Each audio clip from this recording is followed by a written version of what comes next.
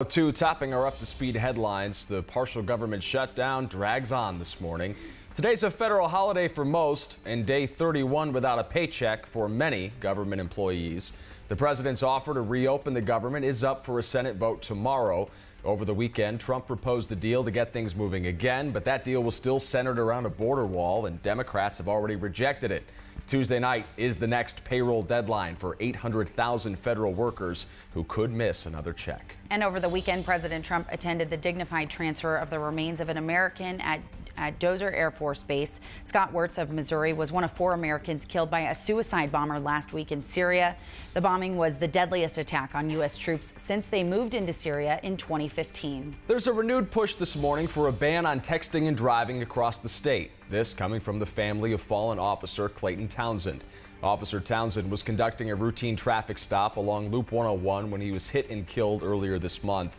Investigators say the man who hit him was texting and driving at the time.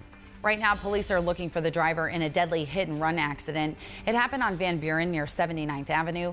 Police say a 26-year-old woman was walking there when she was hit and killed. The driver took off, leaving her behind.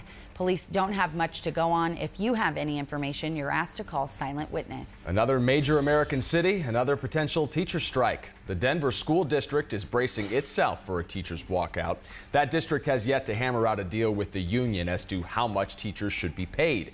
The teacher union there will vote today on that strike. Denver is not alone when it comes to teachers walking out either. Those in LA are entering a second week of a strike over funding and growing class sizes.